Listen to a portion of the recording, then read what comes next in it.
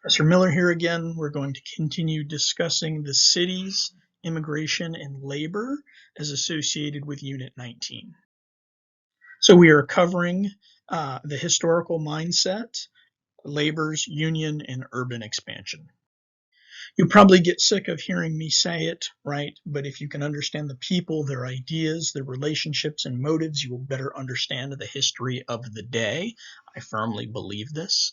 So as we progress throughout this era, right, please keep those things in the forefront of your mind.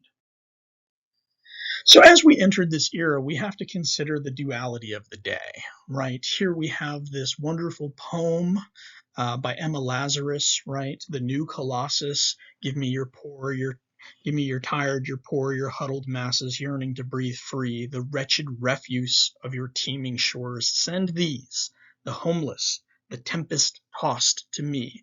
I lift up my lamp beside the golden door, right? She is stressing, right?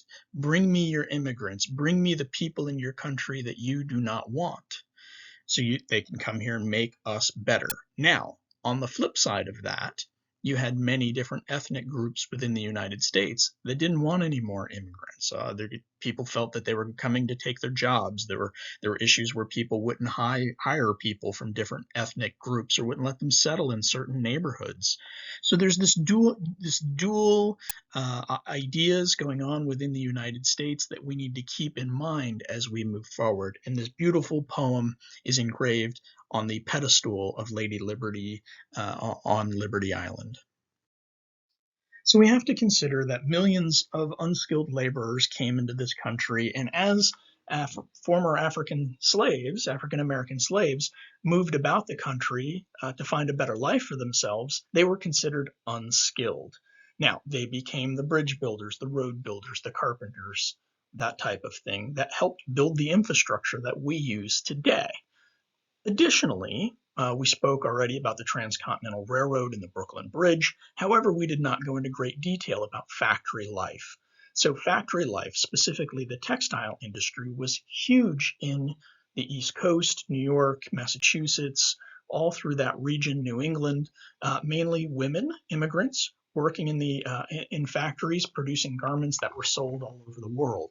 With these women were children coming in, people as young as 6 or 7, right, working in factories, earning about a tenth of what a man makes. But as they entered these factories, there were all kinds of industrial dangers as well. And there was no safety guidelines that factories had to follow. There was no OSHA. There was nothing along those lines to help keep people safe. So how did they combat this? Many of them joined unions to help keep them safe. So to some people, the word union is a dirty word, but let's talk about what a union really is. What's the purpose of a union? And then you have to decide for yourself whether unions are good things or bad things. But what a union is, it's simply a group of workers that work in a similar industry, work in a similar place, that group together because your voice alone may not get the boss's attention, but when your voice is combined with the voices of other employees, you have a much stronger presence when speaking to the boss. So when things are unsafe in a workplace, people band together in a union to help fix the workplace.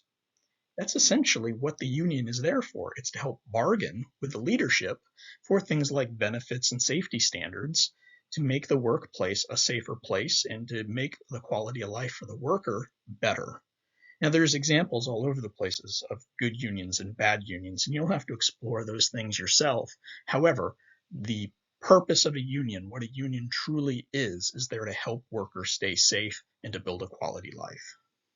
So as this industrial revolution was in full swing, we have to look at things as well from the mindset of the employer. Do you think the employer was in favor of unions? What do you think motivated them? Right? What do you think motivated the unskilled laborer to join unions? As you ponder those things, I ask you to think about the size of these companies and how many voices we're talking about. So as people left the family farm and moved to the city, this idea of the cult of domesticity arose. And the idea behind that was a man would go to work and a woman would stay home and raise children and or take care of a house to live domestically. Now that wasn't feasible for many in the lower and middle class. However, for some in the upper middle class and the upper class, this definitely began to dominate society. Now, we see the rise of domestic aids, and for some people that's a strange term. So basically, a domestic aid is someone that comes into your house, is like a housekeeper, someone who is an unskilled laborer who comes into your home and helps you maintain your home at a certain standard.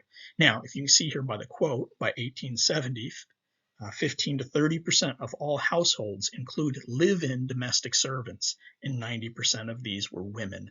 This means that a large number of the immigrant population that immigrated to the United States female became domestic aids of some kind. Now, because people started to prosper, because the middle class started to grow, this creates more leisure time. This brings out things like baseball, community dances, and things like Coney Island's amusement park were founded during this era because people had more money and more time for leisure. So as we wrap up this chapter, we need to consider, right, why did America experience a growth in its cities? What kind of work did the people do? The Knights of Labor we didn't really address here. However, they're addressed in a video in this chapter, so good watching. How did industrialism shape the home life and expand leisure? And then what did municipal governments do and respond to challenges of the urban environment, right? They built the cities, they helped expand the cities and pass ordinances. So I wish you well, and I hope you're having a great week.